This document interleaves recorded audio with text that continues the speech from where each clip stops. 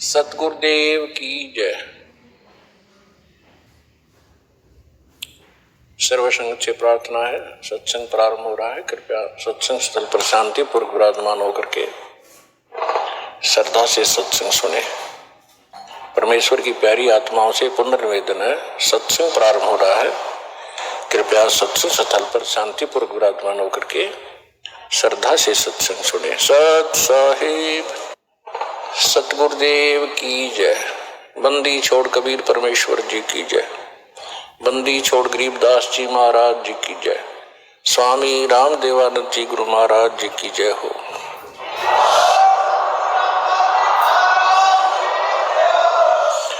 गरीब नमो नमो सतपुरुष को नमस्कार गुरु के नहीं। सुर नर मुनिजन साधुआ संतों सर्वस्ती नहीं। सतगुरु साहिब संत सब दंडोतम प्रणाम। आगे पीछे मध हुए तिनको जा कुर्बान। नराकार निर्विषम काल जाल वैभंजनम निर्लेपम निज निर्गुणम अकल अनुवेशनम सोहम सुरति समाप्तम। सकल समाना निर्तल उज्ज्वल हिरंबर हरदमं बेपरवा अथोह वार पार निमज्जतम। ग्रीव जो सुमर सिद्ध होई गणनायक गलता ना करो अनुग्रह सोई पारस पद परवाना। आदि गणेश बनाऊं गणनायक देवन देवा। चरण कमल लो लाऊं आदंत करूं सेवा। परम शक्ति संगीतम हृदय सिद्धि दाता सोई। अविगत गुण अतीतम सत्य पुरुष निर्मोही। जगदम्बा जगदीशम मंगल रूप मुरारी। तन मन अर्पों से सम भक्ति मुक्ति भंडारी। सुर नर मुनि जन ध्यावे ब्रह्मा विष्णु महेशा।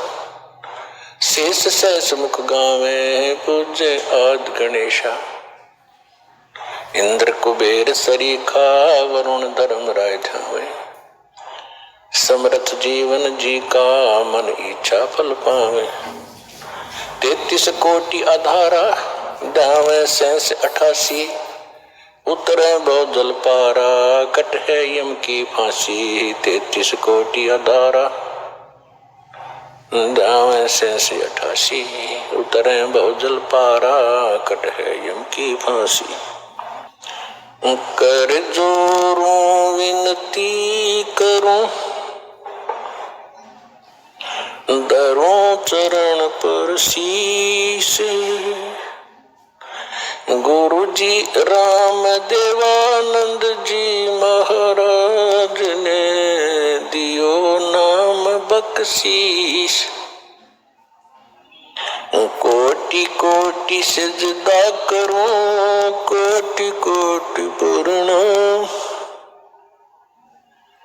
चरण कमल में राखियो मैं बांधी जाम गुलाम।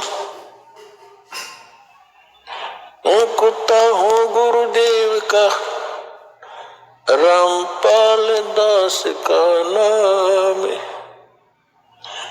गले प्रेम की जेवड़ी जाखे चोमा जाऊं मैं। तो करो तो बावड़ो दूर दूर करो तो जाऊं। जो राखो तो ही रहूं जो देवो सो खाऊं। परम पिता परमात्मा पूर्ण ब्रह्म सारी सृष्टि के कर्ता कबीर परमेश्वर जी की असीम रजा से आप सभी पुण्यात्माएं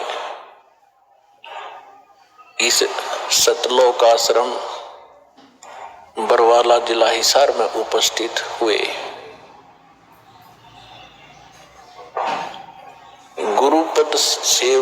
भला कोई, जा पर कृपा साहिब की होई।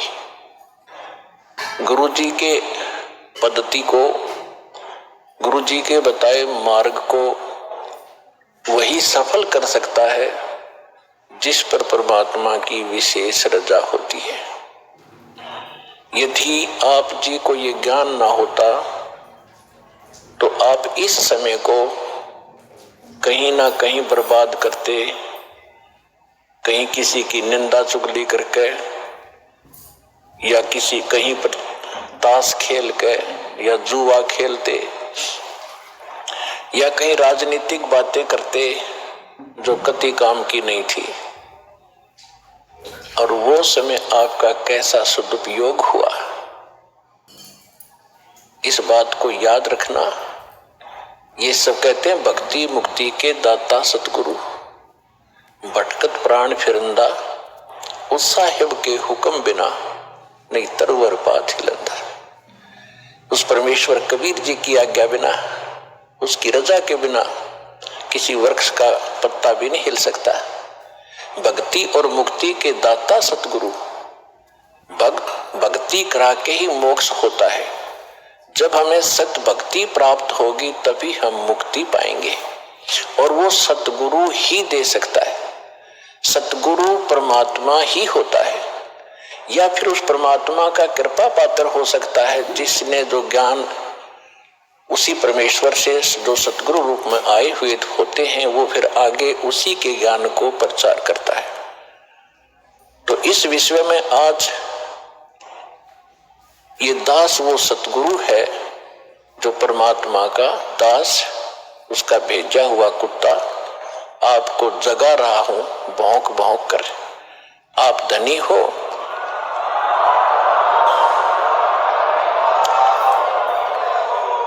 आप धनी हो, पिछले जन्म जन्मांतर के धनों बहुत है आपके पास, पुण्य धन।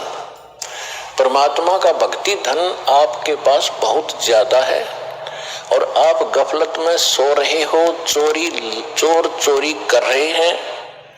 वो कौन सी चोरी कर रहे हैं? आपको कहीं शराब पिलाकर ये मन और ये काल उस काल का एजेंट है। ये आपको ना जाने कहां सांग सिनेमा में ले जा करके वहां आपका समय व्यर्थ कराता है, और कहीं इधर झूठी भक्ति करवा के आपकी भक्ति धन का नाश करवाता है। किसी को आशीर्वाद देते हो, किसी को बद्दुआ देते हो, तो ये आपके भक्ति धन की चोरी हो रही थी। अब ये दास आपको भौंक रहा है गली गली में।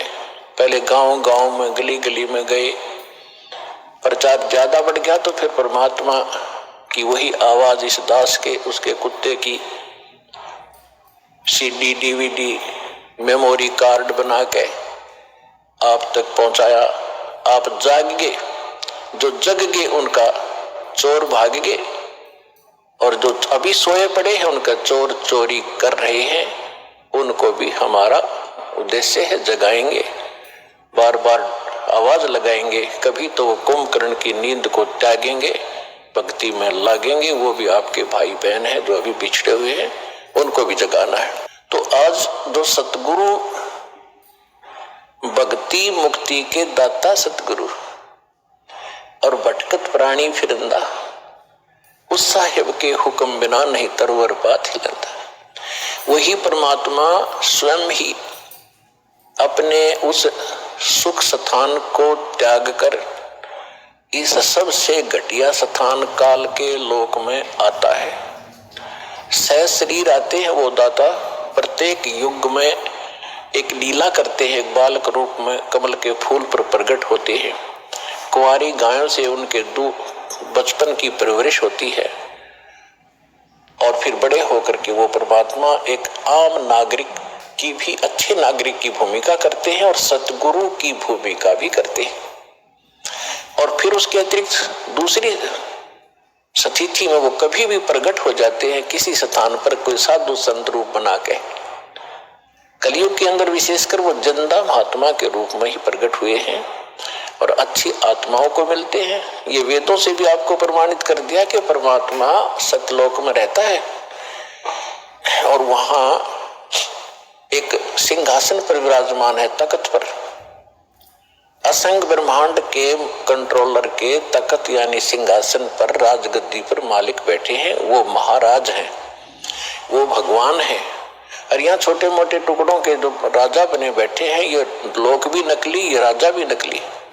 इनका अपना अस्तित्व नहीं, कब मर जाए, कब इनका विनाश हो जाए, कहाँ क्या बीमारी हो जाए। तो एक ही भगवान, वही शक्ति, वही मालिक है, वही सतगुरु है और वही वास्तव में महाराजा है। तो महाराजा की तरह परमात्मा सतलोक में विराजमान है। तो वो परमात्मा यहाँ जब आते हैं, एक अच्छे नागरिक का रोल भी करते हैं, सतगुरु का रोल भी करते हैं, भूमिका करते हैं वो। और दूसरी स्थिति में वो परमात्मा अच्छी आत्माओं को मिलते हैं, वहां से सहशरीर आते हैं, जिंदा महात्मा के रूप में सबको अच्छी आत्माओं को मिलते हैं, उनको अपने से परिचित कराते हैं। फिर वो पुण्यात्माएं भी परमात्मा की महिमा आंखों देखकर आपको सुनाते हैं। लेकिन सबसे बड़ी हमारे अंदर एक कमी रही, जो हम परमात्मा को नहीं पहचान सके, न उन महापुरुषों की उन वाणी को हम समझ सके जिन्होंने अपने अमृत वाणी में एफिडेविट देकर गए, वो भगवान के विटनेस बने, गवाह बने। हम नहीं समझ सके क्योंकि हम अशिक्षित थे। हमारे पूर्वज जो थे वो श्रद्धालु गणे थे, विश्वासी बहुत थे, क्योंकि जो आत्मा अच्छी होती है वो विश्वास प्रत्येक पर कर लेती है। और परमात्मा ने आपको शिक्षा इसलिए नहीं दी पहले समय में, यह शिक्षा हमारी सबसे दुश्मन है। यदि हम शिक्षा प्राप्त करके परमात्मा की खोज नहीं करते हैं तो यह शिक्षा व्यर्थ है। इस शिक्षा ने हमें अहंकारी बना दिया और मर्यादाहीन बना दिया, माया का अधीन बना दिया, माया ही जोड़ना एक उद्देश्य मान लिया। कोई भी बच्चा शिक्षा ग्रहण करने के लिए घर से चलता है, उसका उद्देश्य यही होता है, बड़ा अफसर बनूं, घनी कमाई करूं, 2 नंबर की घनी करूं। वो कौन सी ट्रेनिंग है जिसमें तनख्वाह से अतिरिक्त और मिलती है? रिश्वत घनी। आईएएस बनूं, आईपीएस बनूं, मंत्री बनूं, एमएलए बनूं, मुख्यमंत्री बनूं, घने माया जोड़ूं। तो क्या मनुष्य जीवन का यही काम था? ये कार्य तो एक गोबर का भूंड करता है, गोबर का भूंड। अगर हमने यही काम के लिए मनुष्य जीवन पाया है तो गोबर का भूंड कैसा होता है? खेतों में पशु गोबर करते हैं और उसको भूंड होते हैं, छोटे छोटे जीव होते हैं, और वो क्या करते हैं, उस गोबर को निकालते हैं, उसमें से उसके गोली बनाते हैं, गोले छोटे छोटे, और उसको ढका के उसको रोल करके अपने बिल में भर लेते हैं। उस बिल को गहरा बनाते रहते हैं मिट्टी से खोद खोद के, और उसको गोबर को ठोक लेते हैं, गरोले बना बना के वो गोबर खाते हैं। तो वो व्यक्ति, वो प्राणी वही होते हैं जो मनुष्य जीवन में माया जोड़ जोड़ जोड़ जोड़ कर बैंक भर ले, कोठी बना दे, बंगले बना ले। फिर वो क्या करते हैं, वो हमने देखा कई बार। हम क्योंकि दास का जन्म किसान परिवार में हुआ, खेतों में जाना पड़ता था, पाली भी गए कई बार पशुओं को साथ के साथ। तो वो दोनों पति पत्नी भूंड गोबर को इकट्ठा करते हैं, अच्छा मोटा गोला बनाकर उसका, और फिर उसको दोनों धका कर ले जाते हैं, एक आगे से एक पीछे से, और मंडे रहे इतने गो पूरा ना खत्म कर लें, कहीं और ना ले जा और कम पड़ जा। और कभी कभी भैंस या गाय के पैर के नीचे आके वो दोनों ही मर जाते थे, वो गोबर धरा धरा रह जाता, इकट्ठा करा करा बिल में। तो यदि हम मनुष्य जीवन पाकर भी इससे काम लगे हैं, ये मंत्रियों के आप सुनते हो कि क्या इनके कैसी लीलाएं आप सुन रहे हो, किसी पर इतने घोटाले का आरोप है, किसी ने इतने पैसे इकट्ठे कर लिए, और ऐसे ये मंत्री, मुख्यमंत्री, प्रधानमंत्री कोई हेलीकॉप्टर के उससे दुर्घटना से मर गए, कोई बीमारी से, कोई किसी और हादसे में मारे गए। वो गोबर जो इकट्ठा कराया था सारे जीवन में, वो धन वो यहीं रह गया, कोई न जाने कौन बरतेगा। और वो भाई की तो गधा बनकर जिस से वो पैसे ले रखे थे सबके पूरे करेगा, रोएगा असंग जन्मों तक। तुमने उस दरगाह का मैल नहीं देखा और धर्मराज के तिल तिल का लेखा। तो इसलिए परमात्मा यहाँ आकर के हमें जगाते हैं, समझाते हैं कि बोली आत्मा, यदि परमात्मा की भक्ति नहीं करते हो और बाकी तुम ये इसी काम लगे हुए हो तो ये मनुष्य जीवन वाला काम नहीं कर रहे, गोबर के भूंड का काम कर रहे हो। अब बात चली थी शिक्षा के ऊपर कि पहले आप देख रहे हो, दास भी देख रहा, घना लंबा समय नहीं हुआ है। सन 1951 में दास का जन्म हुआ। सन 60 के बाद ऐसा समझण जोगा हुआ, जो बातें आज याद आ रही हैं उसमें क्या प्रक्रिया और कैसे लोग थे। अब इस ज्ञान की रोशनी से उनकी पहचान हो रही है कि पहले शिक्षा कती नहीं थी, पिता पढ़े नहीं, चाचा पढ़ा नहीं, ताऊ पढ़ा नहीं, कोई कुंबा और पढ़ा नहीं। पहले का हमारे से पढ़ाई शुरू हुई थी, उसमें बहनों की, बेटियों की पढ़ाई नहीं कराते थे। तो उसमें कितनी शांति थी, कितना एक आचरण अच्छा था, कितना प्यार था और कैसा एक दूसरे की शर्म लिहाज होती थी। बड़ा व्यक्ति चाहे किसी भी दूसरे गांव के दूसरे कोने का भी क्यों ना होता, अगर बच्चे थोड़ी बहुत शरारत कर रहे होते तो उसको देखते ही बंद हो जाते, भाई ताऊ आ गया। अरीब अब ताऊ चाहे कितना घूमो, गुटी लाकर गलियां बैठे रहे और कितना व्यवहार बिगड़ गया। माया माया चाहिए, ना भाई बहन का प्यार, ना कितने रिश्तेदारी में लगाव रहा। विवाह पीछे होता है और मुकदमा कोर्ट में पहले जा लेता है। हद होगी भाई, इसी जीवन में अपने लफड़े में जीवन बर्बाद कर जाओगे। इसलिए परमात्मा आपको याद दिला रहे हैं कि मानुष जन्म पाय कर जय नहीं रटे हरि नाम, जैसे कुआ जल बिना फिर बनवाया क्या काम। तो ये ज्ञान कौन देता है? सतगुरु देते हैं। और वो सतगुरु कैसी लीला करते हैं? कबीर भगवान जब स्वयं आते हैं, अच्छी आत्माओं को मिलते हैं, उनको सतलोक ले जाते हैं, फिर वापस छोड़ते हैं, फिर अपने से परिचित करा के और सबको ज्ञान सुनाते हैं। लेकिन उन महापुरुषों के उन गूढ़ रहस्यों को, क्योंकि परमात्मा ने कहा था कि तुम कितना ही कुछ कर लो ये मानेंगे नहीं, क्योंकि इनको ज्ञान ही नहीं है। इनके जो मूर्ख गुरु हैं, अज्ञानी, जो शिक्षा जरूर प्राप्त है, संस्कृत भाषा अवश्य जानते हैं। अब देखो पुण्यात्माओं, इस भक्त शिक्षा ने कैसा नाश किया है। ये हमारे धर्मगुरु जितने भी थे, ब्राह्मण लोग थे, इनको ही शिक्षा ग्रहण करने का अधिकार था। और शिक्षा किस लिए ग्रहण करने का अधिकार दिया था कि तुम सदग्रंथों को पढ़ो, उनको समझो, वो संस्कृत भाषा में, और फिर हमें बताओ, हम धर्म कर्म ठीक करें, अपना कल्याण करवा लें। और गीता में भी ऐसा लिखा है कि जो विद्वान लोग हैं, वो विद्वान लोग सदग्रंथों को पढ़कर अविद्वानों को सुनाए। अविद्वान माने, क्योंकि ये विद्वान मानते हैं जिसने शिक्षा है, अक्षर ज्ञान है, और अविद्वान कहते हैं जिसने अक्षर ज्ञान नहीं है, उनको सुनाओ। और यदि अविद्वान यानी अनपढ़, अक्षर रहित, वो अगर विद्वानों की बातों को सुनकर उनके अनुसार आचरण कर लेते हैं तो उनका मोक्ष हो जाएगा। बिल्कुल सही है, पढ़ना जरूरी नहीं था। तो इसलिए परमात्मा ने शिक्षा की आवश्यकता नहीं समझी, क्योंकि वो समय नहीं था पार करने का तुम्हें। अब समय अब आया है।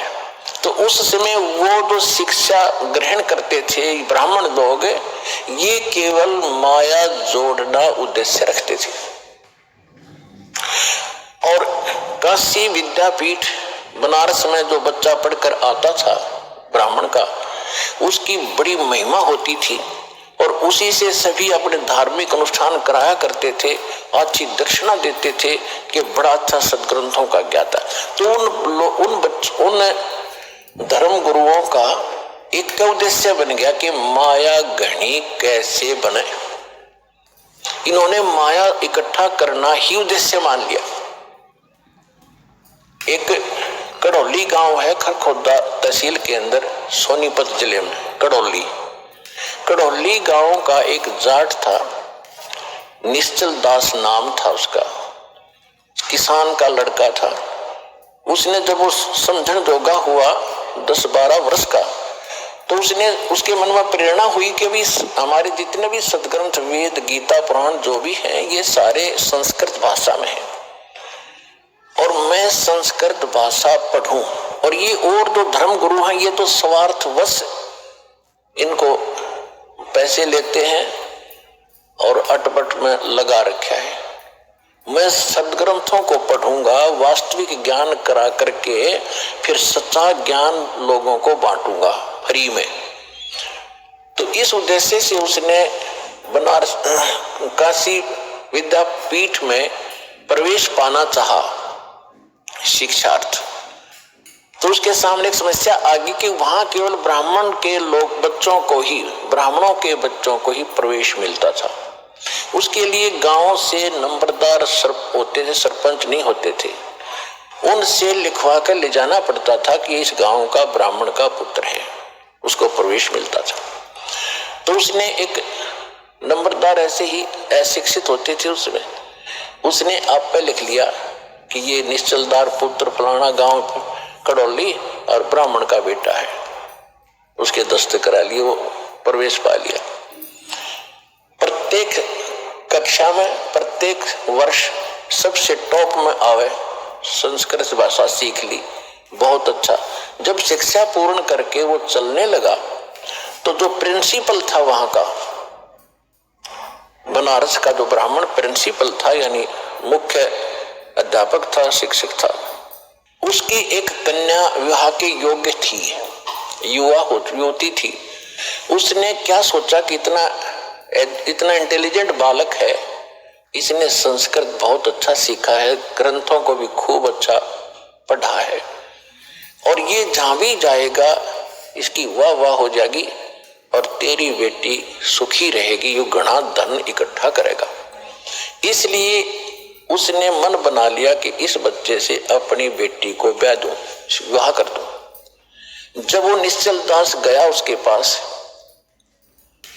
प्राचार्य के पास, प्रिंसिपल के पास कि हे गुरुदेव, आपकी कृपा से आपका बच्चा अपनी शिक्षा पूर्ण करके अब शिवार्थ जा रहा है, मुझे आशीर्वाद दो, मैं सफल हूं जिस उद्देश्य को लेकर आया हूं।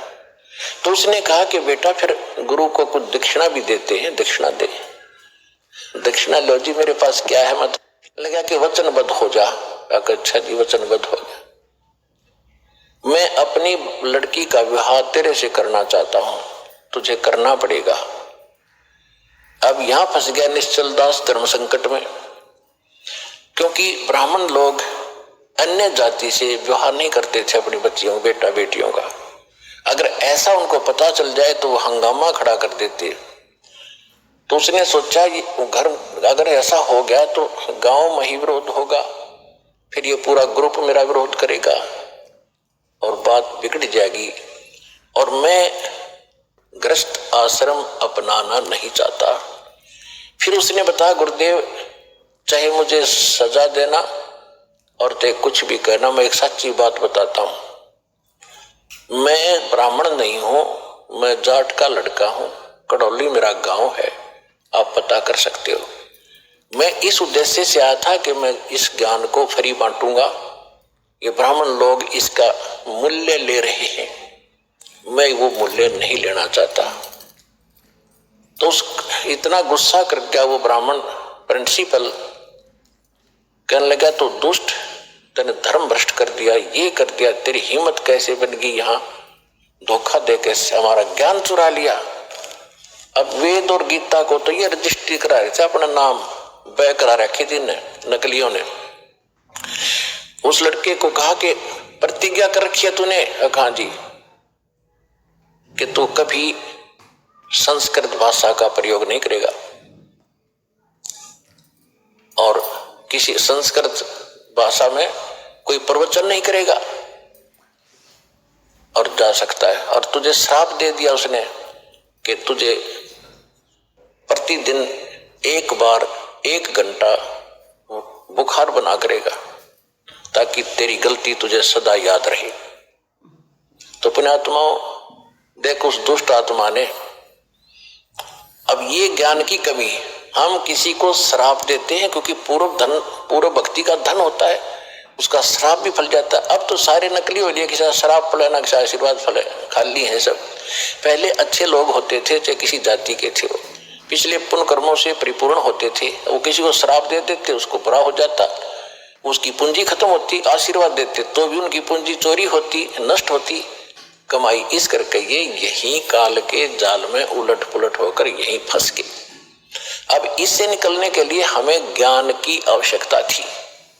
अब उस वहां से जो वो निश्चल दास जी आगे, अब उसके सामने समस्या होगी कि ज्ञान तो मैं प्रचार करूंगा लेकिन संस्कृत प्रयोग में नहीं करूंगा। उसने क्या किया कि फिर दादू पंथ, एक दादू साहब हुए हैं जिनको परमात्मा कबीर जी मिले थे। अब परमात्मा ने क्या किया है, वो अच्छी आत्माओं को मिलते हैं और उनको अपना कुछ झलक देते हैं जिसको ये दिखता है कि ये तेरे अनुकूल चलेगा। तो दादू जी को परमात्मा मिले, आंखों देखकर आए और फिर दादू साहब ने कबीर भगवान की बहुत महिमा गाई। लेकिन दादू जी को परमात्मा ने पूर्ण ज्ञान नहीं दिया, इसलिए नहीं दिया कि उस पंथ के लोग भी आज फिर वही गीत गा रहे होते जो आज हमने बताना था। लेकिन ये जरूर पक्का करवा दिया कि जो काशी में जो धानक थे वो परमात्मा है, जो बनारस में आए हुए थे वो मेरे सतगुरु वही है। जिन मुझको निज नाम दिया सोए सतगुरु हमारे, दादू दूसरा कोई नहीं ये कबीर सिरजनहारे। उन्होंने एफिडेविट दे दिए, विटनेस बन गए कबीर भगवान के। लेकिन आगे चल के उस पंथ में कबीर साहब का नामो निशान नहीं है। दादू पंथ में दादू जी को पूर्ण परमात्मा, दादू जी का कोई जन्म नहीं हुआ, अपने आप प्रकट हुए। इस तरह वहां मिले थे, फलान हो गया था, उसकी माँ को आशीर्वाद दे दिया था एक संत ने। तो इस तरह करके वो दादू जी को ही खुदा बनाए बैठे हैं, वो कुछ भी बनाए रहो। फिर निश्चल दास जी ने वहां दीक्षा ली, दीक्षा लेकर के फिर संत वाणी में एक निश्चल ग्रंथ बनाया। लेकिन निश्चल दास के पास भी वो ज्ञान नहीं था, वेदों के ही अटपट कर रखी है उसने। जैसा वेद गीता उसने समझा संस्कृत में, उन्हीं को फिर संत वाणी में लिख रखा है, उसमें कुछ भी नहीं। मैंने उसको खूब पढ़ा और देखा। तो कहने का भाव ये है कि पहले ये जो शिक्षा थी ये एक वर्ग का बांध रखी थी और अन्य अशिक्षित थे। परमात्मा ने इसलिए इस बुराई को अन्य समाज में नहीं जाने दे दिया कि ये कत्ती घर के रहेंगे ना घाट के। आज ब्राह्मणों को देख लो, जो भी पंडिताई करता उसका सर्वनाश हो रहा है। जो भी ब्राह्मण पढ़ा करता लास्ट में ब्राह्मणटी होगी उसकी पक्की, हमने खूब देखा हुआ। ब्राह्मण मतलब ये नहीं कोई जाति कास्ट ब्राह्मण नहीं है, क्योंकि हमने ज्ञान से उठना ऊपर। इन संसारिक जो बंधन है, सीमाएं हैं, ये ज्ञान से अपने आप टूट जाएंगी। मेरे पूज्य गुरुदेव जी स्वामी राम देवानंद जी, ये इसी हरियाणा के रहने वाले, दादरी के पास एक 45 गांव है। तो परमात्मा ने मेरे पूज्य गुरुदेव जी जो ब्राह्मण थे, जाति से ब्राह्मण थे, कर्म ब्राह्मण नहीं था, यानी ब्राह्मण ग्रुप में, ब्राह्मण समुदाय में जन्म हुआ था उनका। और वो अपना खेती थी, किसानी करते थे उनके माता पिता, और उनके भी जमीन थी, सब 5-4 किले एकड़ जमीन उनके हिस्से में। उसके पिताजी के पास तो काफी जमीन थी, तो खुद पाली जाते थे।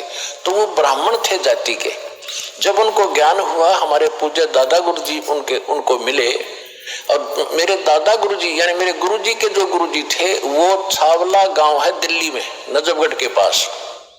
उस छावला गांव के वो जाट थे और उन्होंने फिर काशी विद्यापीठ में, उसके बाद फिर ये हल्की हो गई थी। मतलब जैसे हमारे गुरुजी जो थे, हमारे दादा गुरुजी जाट थे और हमारे दादा गुरुजी के जो गुरुजी थे वो भी ब्राह्मण थे। और वो काशी विद्यापीठ वो पढ़ नहीं सके, उसने उन बच्चे को अपना गोद लेकर यानी अपना शिष्य बनाकर सर्टिफिकेट बना के भेजा कि काशी विद्यापीठ में पढ़ा। तो हमारे दादा गुरुजी थे वो काशी विद्यापीठ में 4 विषय के आचार्य बन गए। और उसके बाद फिर मेरे दादा गुरुजी को पंडित चिदानंद नाम था उनका, चिदानंद जी महाराज, उनको पंडित चिदानंद जी कहा जाने लगा क्योंकि वो 4 विषय में के आचार्य बन गए, 4 विषय के, 4 सब्जेक्ट के। और उनका एक गांव है, उनका गांव गोपालपुर, तहसील खरखोदा, जिला सोनीपत। गांव गोपालपुर में एक आश्रम है छोटा सा, उस पे लिखा हुआ है पंडित चिदानंद आश्रम गोपालपुर। दास उसको देख कर आया है।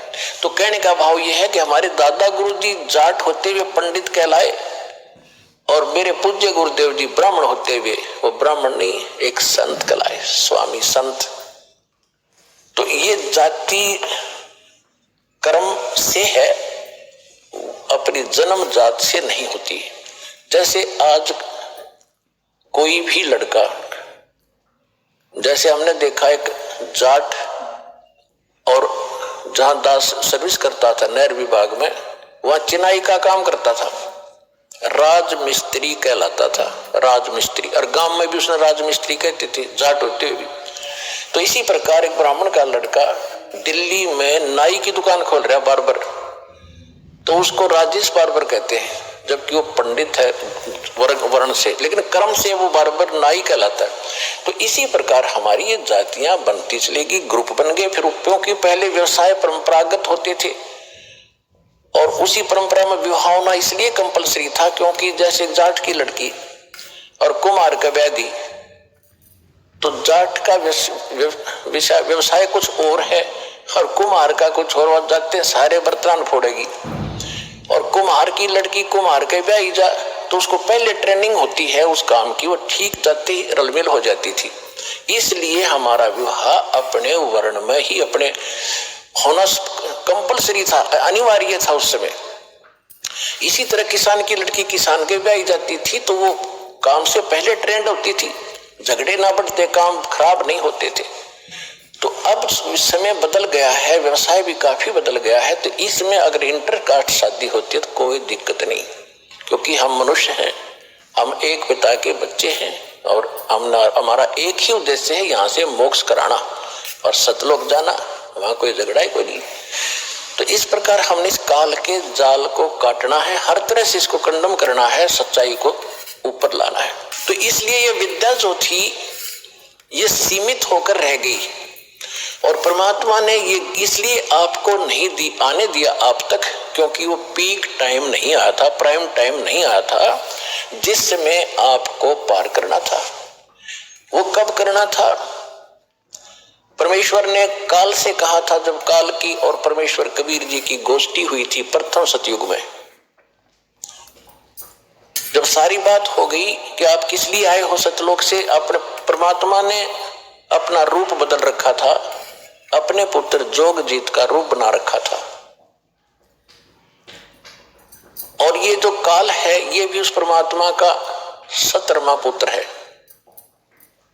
ये उसका 17वां पुत्र है। और इसने वहां गलती कर दी थी जिस कारण से इसको निष्कासित कर दिया। हमने भी गलती की थी, जितने भी प्राणी, चींटी, हाथी, मकोड़े, कीड़े, पशु पक्षी, ब्रह्मा विष्णु महेश और हम राजे महाराजे, ये सभी वहीं रहते थे सतलोक में। एक जैसा वहां पर हमारा शरीर था, एक जैसा खान पान था, एक जैसा सुख था। तो हम अपनी गलती से इस कंगाल के साथ आ गए। यहाँ कुछ भी चीज पूरी नहीं, हर समय हर एक चीज का अभाव रहता है।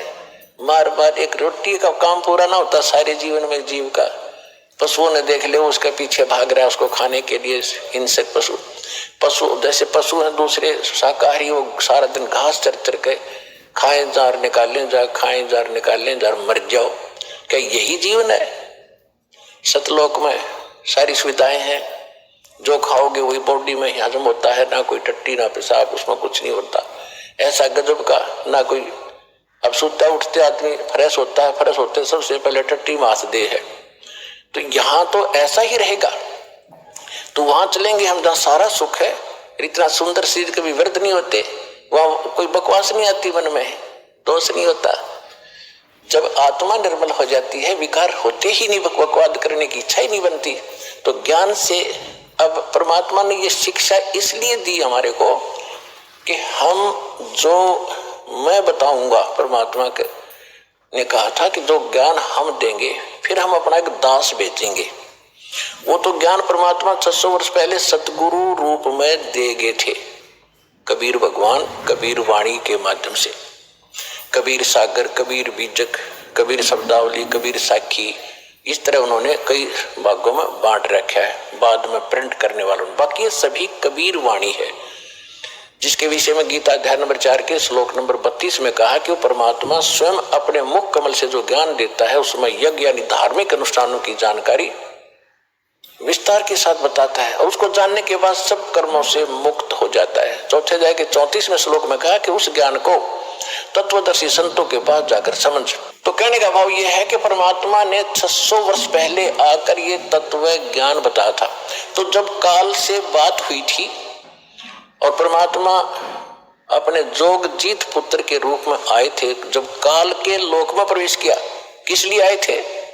कि हमें दुखी देखा कि ये मेरे बच्चे वहां कितने सुखी थे, कोई दुख नहीं था, कोई मृत्यु नहीं, कोई कैंसर नहीं, कोई कोढ़ नहीं, कोई बीपी हाई ना लो होता था, ना कोई शुगर बीमारी थी, और ना इनको खाने का अभाव था, मजदूर बने फिरते हैं। काल ने हमारे को कितना मूर्ख बना रखा है। किसी के पास थोड़ा सा पद मिल जाता है तो नीचे वालों को इतना दबा के रखता है, सब अपने कर्म फोड़ता सारा दिन, उनकी आत्मा दुखा दुखा के। चाहे कोई फैक्ट्री मालिक है, चाहे कोई IAS IPS अधिकारी है, या कोई डॉक्टर इंजीनियर जज है, ये नहीं देखते तुम कर क्या रहे हो, ज्ञान नहीं है, किसी की आत्मा दुखावे उसका। ये परमात्मा के बच्चे हैं। आप कहते हैं जो तगड़ा व्यक्ति और निर्बल को सताता है उसकी आत्मा रोती है, आत्मा रोती है, क्योंकि वो मुकाबला तो कर ही नहीं सकता किसी भी तरीके से। ताकतवर मीन जैसे कोई पद की ताकत है, पोस्ट की ताकत है, या वैसे अपने कोई घर कबीले में घने व्यक्ति हो जाए उनकी ताकत है, स्वयं बलशाली है। तो इस तरह का व्यक्ति गरीबों को सताता है, अपने से नीचे वालों को इतना तंग करता है कि जितना वो कर सकता है बिना ज्ञान के। तो यहाँ परमात्मा ने आके बताया है कि कबीर गरीब ना सताइए, जाकी मोटी हाय, और बिना श्वास की जीव से लो भस्म हो जाए। देखो कहते हैं गरीब को ना सताना, आपकी ये हालत हो जाएगी, क्योंकि वो तो जीवित श्वास है, आत्मा से उसका कनेक्शन है, रो रहा है, उसकी आत्मा दुखी है, तो उसको जरूर प्रतिफल मिलेगा, 2 दिन पीछे मिल जाएगा। उदाहरण दिया है कि जैसे पहले एक धौंकनी होती थी, पशु के चाम की बनाई जाती थी, और लोहार और सुनार लोग उसी का प्रयोग करते थे।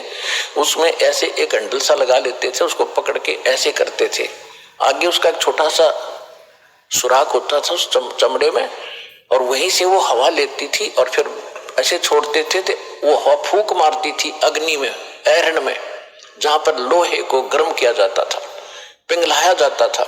तो परमात्मा कहते हैं कि वो बिना जीव की श्वास यानी मरे हुए जीव पशु की खाल की श्वास ने लो को भस्म कर दिया, और ये तो जीवित सांस है, आहे जो आए है। कहते ये गरीब ने ना सताइए, जाकी मोटी हाय, और बिना जीव की श्वास से लो भस्म हो जाए। और तुम तो जीवित श्वास को दुखी कर रहे हो, तुम्हारा क्या हाल हो जाएगा। तो इस काल ने हमें नो भी पाप एक दूसरे के साथ अपने कर्म बिगाड़ने के लिए सिस्टम पूरा फिट कर रखा है कि इनकी बिरान माटी कर दूं, और फिर ये अपने वो एक दूसरे का किया कर्म यहाँ भोगते रहे और आजीवन दुख पाते रहे। और परमात्मा इसलिए आते हैं कि ये बुरा करते हैं अनजाने में। आज किसी की चोरी की, निंदा की, उसका अगले जन्म में फिर देना पड़ता है। कोई दामाद बनकर लेगा, बेटी भी लेगा, धन भी लेगा, और फिर मर जाएगा और बेटी विधवा होगी, फिर उसके पालन पोषण में बच्चों के लगा रहेगा वो मूर्ख। तो ये तो यहाँ का की व्यवस्था है, इसको समझना पड़ेगा। और उसी को समझाने के लिए भगवान आए कि मेरे बच्चे देख कितने दुखी हो गए, इनको वहां कोई अभाव नहीं था, देख किसी अक्ल मारी गई इनकी। तो जिस माता पिता के बालक बिगड़ जाए किसी कारण से भी, उसको चैन नहीं पड़ता जब तक उसकी पार बसाओगे। न सोचेगा ये कभी सुधरे और वापस आ जा और फिर मैं सीने से लगा लूं, इनको सारी संपत्ति दे दूं, मैंने क्या करना है। तो वो हमारा पिता है। हम गलत आदमी इस काल के आके फंस गए। ये गंदा आदमी है, ये सत्य, ये कति झूठा कपटी, हर तरह से हमें मूर्ख बनाकर यहाँ पर फांस रहा है। इसको श्राप लगा 1 लाख मनुष्य शरीरधारी प्राणियों का आहार करने का। इसलिए हमें पाल रहा है, अपने स्वार्थ सारी बुराइयां करवाता है। आप देखते हो बीड़ी, शराब, तंबाकू, फीम, सुल्फा, भुक्की, ये खाने की चीज है। मांस ये खिलाता है ताकि इसका टेस्ट बने। हम सूक्ष्म स्थूल शरीर से जो खाते हैं, एक अंदर शरीर है सूक्ष्म, उसके अंदर ये सारी वासना डिपॉजिट हो जाती है, इसमें समा जाती है। कुछ अधिक आहार तो लग जाता है शरीर के पोषण में, वो स्थूल के शेष जो वासना है उसका टेस्ट होता है, वो अंदर जाता है, समाता है जीव के माध्यम से। और फिर इनको ये कवर तो ऊपर रह जाता है, यही छोड़ जाते हैं। सूक्ष्म शरीर जब जाता है मनुष्य का एजडित रहता है, जब तक दूसरे प्राणी में नहीं जाता ये सूक्ष्म शरीर एजडित होगा। तो ये तो ऐसा है जैसे सर्प कांचली छोड़ जाता है और सर्प अलग होता है। तो हम तो उस कांचली की क्रियाक्रम में लगे रहते हैं। यहाँ पर कभी गंगा ठा के ले जाएंगे, कभी कितब कर्म कराएंगे। वो सांप तो जा चुका है, वो तो है नहीं इसमें। तो उस जीव को फिर तपतशिला पर डालता है, वहां उनको बुरी तरह तड़फाता है। क्योंकि जिसने ज्यादा हुक्का पी रखा है, जिसने ज्यादा शराब पी रखी है, मांस खा रखा है और ज्यादा भूखी पी रखी है, कोई नशीली वस्तु है, कि वो टेस्ट है उसका, उस काल का, मन का, ये मन उसका एजेंट है। तो उनको ज्यादा समय तक उस तपतशिला पर जलना पड़ता है, वहां चटक मटक होते, हाहाकार मचती है। जिन्होंने थोड़ा ये बकवाद कर रखी होती है, वो थोड़े समय तक तपतशिला पर रहता है। तपत की टुकड़ी एक तवी है, तवा समझ लो, बड़ी ये तई होती है, बड़ी बड़ी रोटी बनाने की, इन पर रखते हैं भट्टियों पर। इस तरह की बहुत बड़ी है पत्थर की, और उसमें अपने आप गर्म होती है, उसके फारेनहाइट का भी अंदाजा नहीं कितनी गर्म है। और जिन्होंने ज्यादा यह मांस, शराब, तंबाकू प्रयोग कर रखा है और वासनाएं की है, तो वो ज्यादा समय तक दुखी रहते हैं, बहुत समय तक। उनको बहुत समय में ज्यादा माल होता है, उनमें तो देर से निकलेगा सारा। जिन्हें कम कर रखे हो जल्दी फारिग होकर गधे कुत्ते बनोगे, फिर जाना कहीं नहीं, रहना यहीं पर है। तो जहां पर ये तपतशिला पर जीव भूनने जा रहे थे, परमात्मा वहां आकर खड़े हुए, अपने पुत्र जोगजीत का रूप बना के। उधर से काल ने पहले तो उन बच्चों को समझाया जो वहां दुखी हो रहे थे। वो पूछ रहे कि हे परमात्मा, परमात्मा के वहां पहुंचते ही कबीर भगवान के, उनकी सबकी जलन बंद होगी। वो भट्टी न्योकी नो जल रही है, तो ये तो न्योकी नो गर्म ऐसे ही, और उनका कोई आंच नहीं। जैसे प्रहलाद भगत के आंच नहीं लगी, भगवान की कृपा से एक बिल्ली के बच्चे, एक कुम्हार ने आवा लगाया था। आवा लगाते थे मटके पकाने के लिए। कच्चे मटके में बिल्ली की आदत होती है कहीं से बच्चे उठाए कहीं रखती है। उसने रातों रात एक मटके में बच्चे रख दिए। कुम्हार ने वक्त से आकर वो घड़ा नीचे दाब दिया, पहुंच गया जहां भी ठाठा धर दिया फटाफट जल्दी में, और अगले दिन उस दिन आग लगा दी उसमें। फिर वो बिल्ली आई घूम फिर के आहार करके, तो उसके चारों तरफ रोए, हाहाकार मचा रखा, बच्चे म्याऊ म्याऊ करे। तो कुम्हारी बड़ी दयालु थी, भक्त सी भगवान की, पूर्व जन्म की, वो संस्कार देखो कैसे बिगड़ते हैं और कैसे बनते हैं। तो उस कुम्हारी को पता लग गया कि ये तो बिल्ली के बच्चे इसकी मटके में रह गए और अब हमारे वश से बाहर की बात हो गई।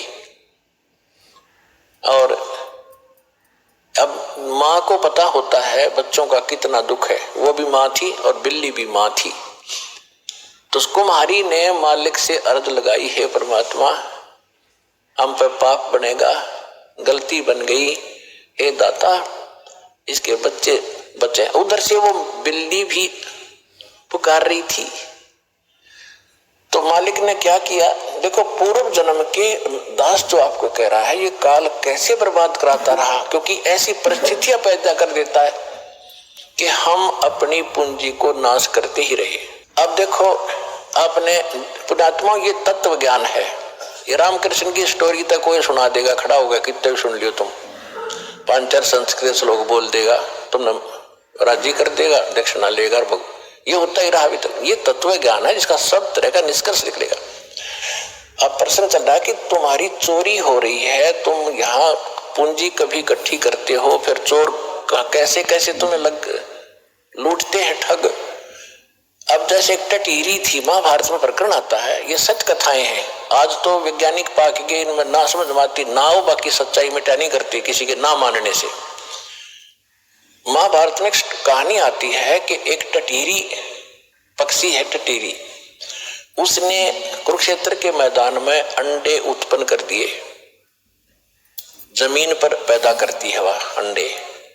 और उधर से क्या हो गया, महाभारत के युद्ध का समय वही उसी दौरान खड़ा हो गया, चारों तरफ से दोनों तरफ सेना खड़ी होगी, आन लगी।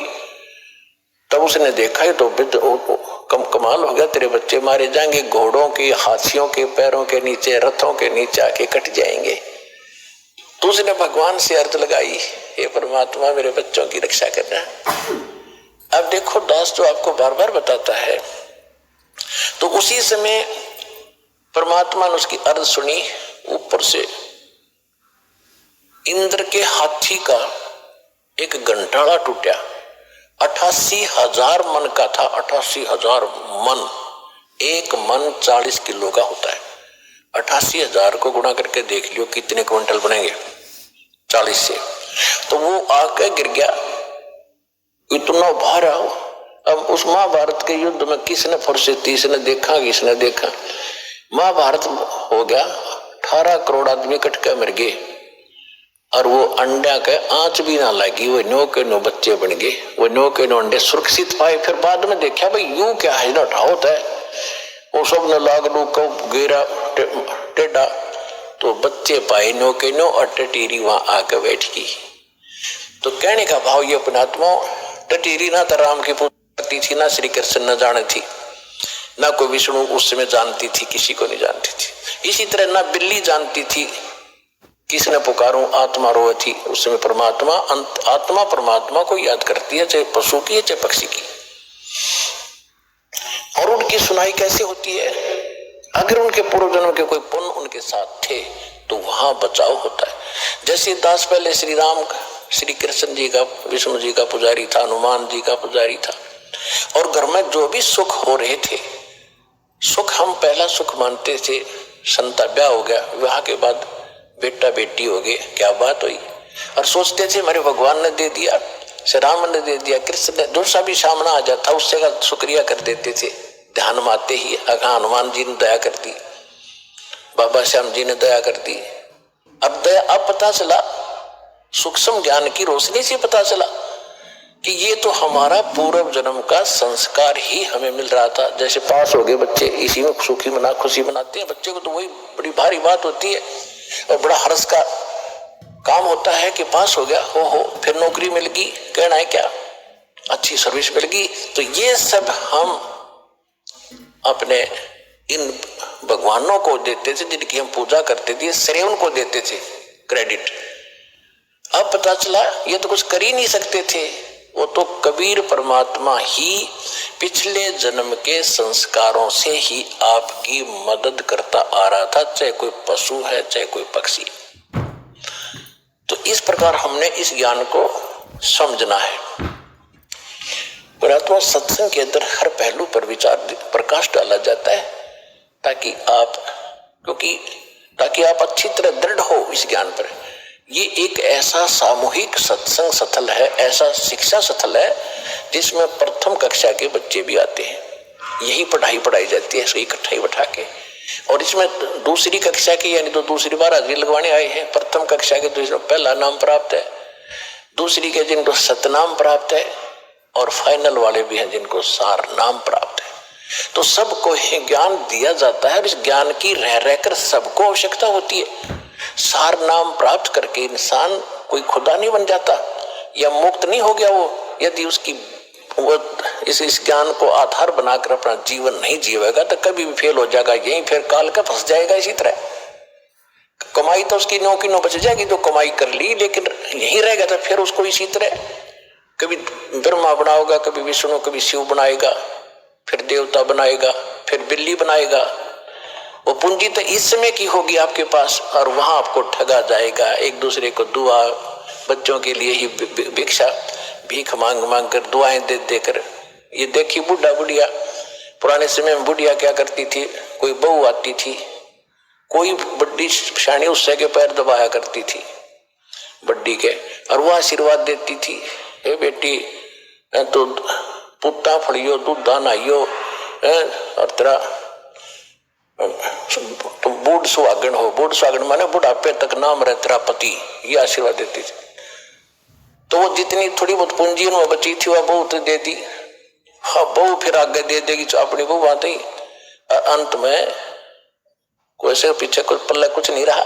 अब हम ऐसी गलती नहीं करेंगे, किसी को दुआ नहीं देना, किसी को आशीर्वाद देकर अपनी चोरी मत करवाना, ठगवाना मत। अपने बच्चों को भगवान से जोड़ दो। अब बेटा आप भी कमाई करो, तुम भी मजदूरी करो भगवान की, या आप पे सुखी रखेंगे, सारा धन इनके पास भी हो जाएगा। ऐसी गलती नहीं करना तो आपको हर पहलू पर सत्र किया जाता है। और हमने देखा पहले तो बुढ़िया अपनी बहू अपनी सासू के पैर दबा रही, एक फॉर्मेलिटी कराती 5-2-4 मिनट, और वह नरियत आशीर्वाद दे देती बिना गिनती के। और फिर सासू बहू का हो गया झगड़ा, और फिर नौकरा तेरे भाई मरियो, तेरे भतीजे मरियो, तेरा नाश होइयो। वह बुढ़िया फिर दूसरे बैंड पकड़गी, दूसरा स्टेशन पकड़गी।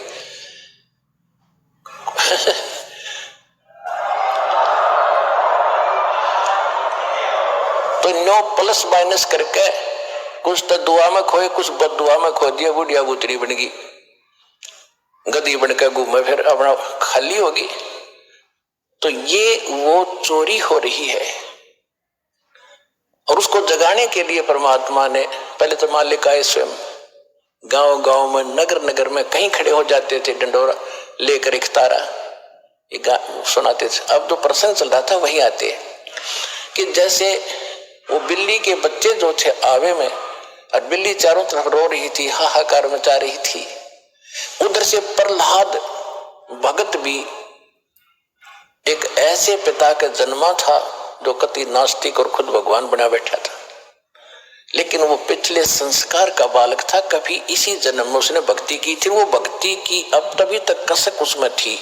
राक्षस परिवार में भी जन्म लेकर उसमें भक्ति की आस्था थी, तो पिछले जन्म का पुण्यकर्मी प्राणी था, और उस पिछले पुण्य से ही उसकी कबीर परमात्मा ने ही नरसिंह रूप धारण करके उसकी मदद की थी। इन विष्णु वैष्णु का व्योत नहीं था। अब धीरे धीरे आपके प्रकाश में आएगी सारी कहानी। अभी तो मूर्ख बना रखा था हमने, सिर्फ एक सटोरी सी बनाकर छोड़ दी थी, कथा सुना दी थी। प्रहलाद को क्यों बचाया, अन्य को क्यों नहीं बचाया कभी ऐसा? अरे यहाँ सबको बचाएंगे, जो जो नाम ले रहे थे आप तारे सामने दिखा दूंगा, कितने रक्षा कर रहे परमात्मा, पल पल में कर रहे हैं। ऐसी ऐसी दुर्घटना सुनाते हैं बच्चे, ऐसी ऐसी परिस्थितियों में परमात्मा मदद करते हैं। अब प्रत्येक के साथ कर रहा है, वो पिछले जन्म के थे, अब ताजे और बना दिए हमने, अब इनसे भी साथ होगा भगवान, इनके प्रतिफल भी आपको देना शुरू कर देगा।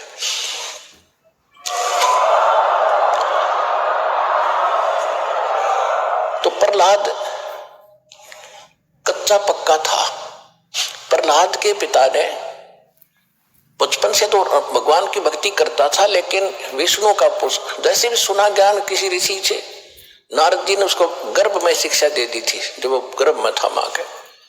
उसके आधार से वो विष्णु जी का पुजारी बन गया, और विष्णु का दुश्मन हिरण्यकशिपु उसका पिता, उसने ब्रह्मा की भक्ति करके शक्ति प्राप्त कर ली, थोड़ी बहुत सिद्धि शादी उस हल्दी की गांठ से पंसारी बन गया कि मैं ही खुदा हूं, सुबह मरूं ना शाम मरूं, आशीर्वाद ले लिया, उसू से भरू ना पक्षी से भरू, अमर मान लिया अपने आप को। इस कारण से उसने अपने बेटे से कह दिया कि विष्णु का नाम नहीं लेगा, भगवान की भक्ति नहीं करेगा। अब वो कुछ उसको क्या किया कि एक सांडा और मुर्का नाम के दो भाई थे ब्राह्मण, वो आचार्य थे, गुरु थे, जो उस प्रहलाद को और वहां के अन्य ब्राह्मणों के बच्चों को पढ़ा करते। ये खुद भी ब्राह्मण था, हिरण्यकशिपु। तो प्रहलाद को उनके पास भेज दिया कि तुम इनको पढ़ाओ और मेरे को भगवान इसके अंदर दचाओ। तो उस समय प्रहलाद कच्चा पक्का सा हो रहा था कि भी हो सकता, ये भी हो सकता। रोज देखो, एक झूठ ने 100 बार सुन ले तो वह सच्ची सी बन जाती है। इसी स्थिति में परमात्मा ने उसको फिर दृढ़ करना था। वो बिल्ली रो रही थी और कुमारी भी रो रही थी, और प्रहलाद उसी रास्ते से अपने गुरु उस पाठशाला में जा रहा था, सांडा मुर्का वाली पाठशाला में। जब वह माई रो रही थी, बिल्ली का तो उसने नहीं ध्यान दिया क्यों रो रही है। उस कुमारी से पूछा कि माई क्यों रो रही हो आप, बताओ। उसको पता था राजा का लड़का है, बताऊंगी कि महाराज मेरे से गलती बन गई और इस बिल्ली के बच्चे अंधेरे में और किसी मटके में चले गए कच्चे में, अब इसमें आग भयंकर लग गई है, आग चल पड़ी है। पहले जो आवा था 1 महीने में पका करता था, और फिर क्या हुआ तो उसने बताया कि 1 महीने तक कभी वो छेड़ नहीं सकता, इतनी अग्नि होती है इसमें।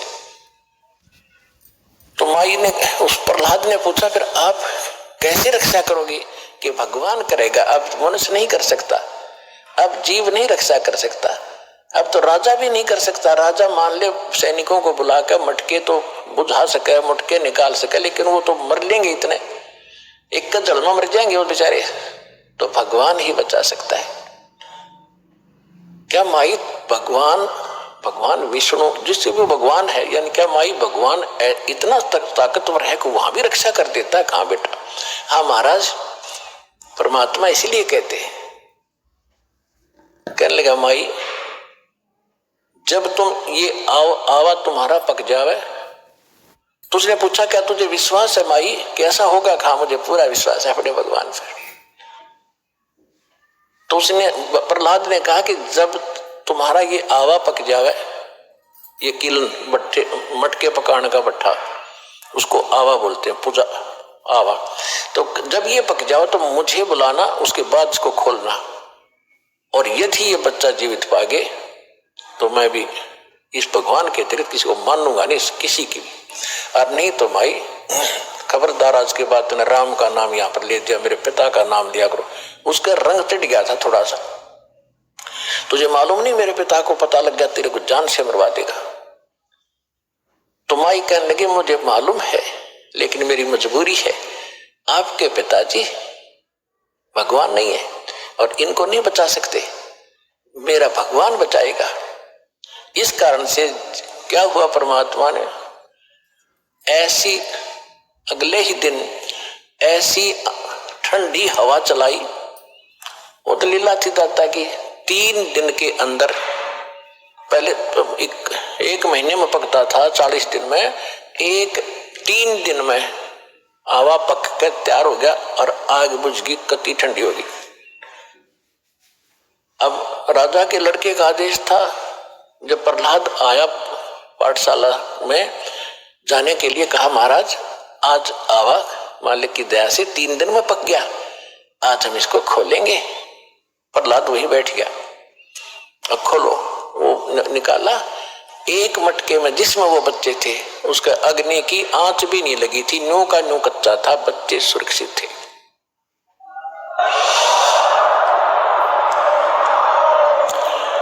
तो उस दिन से प्रहलाद को दृढ़ विश्वास हो गया कि सचमुच भगवान ही कर सकता था, मेरा पिता यहाँ कोई का कोई रोल नहीं था, जो बेशक राजा है और बेशक ये भगवान कहता।